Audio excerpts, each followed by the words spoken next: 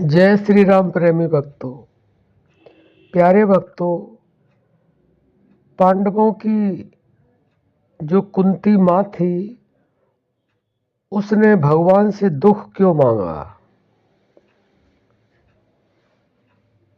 देखो भक्तों, सभी जानते हैं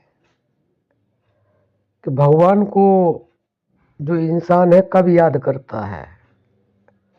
भगवान को 99.9% लोग तभी याद करते हैं जब उन्हें दुख मिलता है, जब उन्हें असफलता मिलती है, कहीं वो परास्त हो जाते हैं, कहीं वो हार जाते हैं, कहीं उनको अपयश मिलता है, तभी भगवान को याद करता है इंसान।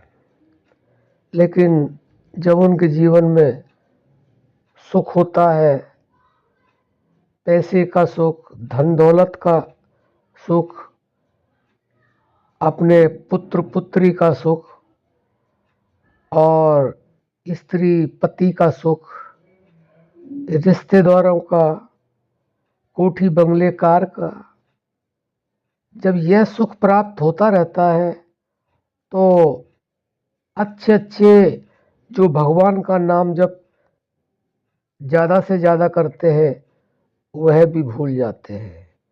यह एक प्राकृतिक प्रक्रिया है कि जब सुख आता है तो भगवान को भूल ही जाते हैं, क्योंकि उनको तो वह मिल रहा है जो उन्हें चाहिए, फिर वो परमात्मा को याद क्यों करें। लेकिन ऐसे 1% ही लोग होते हैं जो सुख में भी उसे भूलते नहीं हैं। दुख में तो भूलते ही नहीं है, लेकिन सुख में भी नहीं भूलते हैं। ऐसे भक्तों को हम कोटि कोटि नमन करते हैं, क्योंकि संत बताते हैं कि भक्त वही है जो भगवान को किसी भी स्थिति में ना भूले, हर समय उसे याद रखे, चाहे दुख हो चाहे सुख हो, चाहे कितनी आनंद की अवस्था हो, लेकिन उसे भूले नहीं, किसी भी स्थिति में ना भूले। उसको भक्त कहते हैं, संत कहते हैं। लेकिन आजकल तो ज़्यादातर इस तरह के लोग हैं कि गुरु से नाम दीक्षा भी ले लेते हैं और संकल्प भी ले लेते हैं कि हम किसी भी परिस्थिति में इस उपदेश को, इस नाम जप को, इस गुप्त ज्ञान को भूलेंगे नहीं, लेकिन भूल ही जाते हैं। क्योंकि हमारे पास ज़्यादा से ज़्यादा कमेंट आते हैं, उसमें बस ये है जी, कभी याद आ जाती है, कभी भूल जाते हैं। जबकि नानक जीव देव ने तो यहाँ तक कह दिया है कि उठत बैठत सोवत जागत नाम, नानक सद भय तिन के सब काम। जो केवल 4 समय, उठते समय, बैठते समय, सोते समय, जागते समय, जो उसको याद करेगा तो उसके सारे कार्य सफल होंगे, निसंदेह।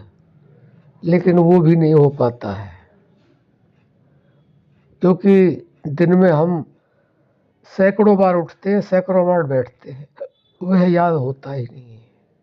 हाँ, सोते समय और जागृत समय में जब हम रहते हैं तो हम याद कर लेते हैं, लेकिन उससे काम चलेगा नहीं। जब तक चारों अवस्थाओं में आप उसको याद नहीं करोगे, तब तक हर कार्य सफल होगा नहीं। असफलता क्यों मिलती है?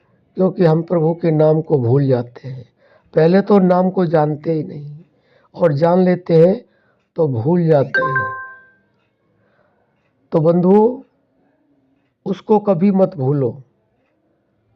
अब बात यह आती है कि कुंती माँ ने दुख क्यों मांगा? सुख तो सभी मांगते हैं। जब श्री कृष्ण ने सबको वरदान दिया कि मैं जा रहा हूँ, जो मांगना है मांग लो, अपने अपने बुद्धि के अनुसार सबने कुछ न कुछ मांगा, लेकिन कुंती माँ ने दुख मांगा। तो श्री कृष्ण भगवान ने कहा, माँ, सबने तो पता नहीं क्या क्या वस्तु मांगी है, दुख किसी ने भी नहीं मांगा। मैं पहली बार सुन रहा हूँ कि आप कहती हो कि मुझे दुख मिलता रहे, मुझे दुख दे दो। तो उनका यह जवाब था कि हे श्री कृष्ण, सुख सब मांग लेते हैं लेकिन सुख में इतना भूल जाते हैं, इस तरह उसमें मस्त मस्त हो जाते हैं कि तुम याद आते ही नहीं। अगर मुझे दुख मिलेगा, मुझे दुख दे दोगे तो दुख में मुझे तुम्हारी याद आएगी, इसलिए अगर मुझे कुछ देना चाहते हो तो दुख दो दो। तो बंधुओं, धन्य है ऐसी माता जो स्वयं भगवान श्री कृष्ण से उन्होंने दुख मांगा और यही बता दिया कि इसलिए। तो याद रखें भक्तों, वास्तव में ही 99% हम सुख में भूल ही जाते हैं। तो हमारा कहना तो यह है कि ज़्यादा से ज़्यादा प्रयास करो, दुख हो या सुख हो, क्योंकि दुख में तो भूल होगी ही नहीं, क्योंकि दुख को समाप्त करने के लिए ही हम भगवान को याद करते हैं। लेकिन सुख को बराबर रखने के लिए भी आपको सुख में भी परमात्मा को भूलना नहीं चाहिए। आशा करते हैं आप भी भगवान से यही मांगो, और अगर आपको सुख मिले तो उसमें भी वही अनुभूति होनी चाहिए जो दुख में होती है। तो अब हम अपनी वाणी को विराम देते हैं। जय श्री राम।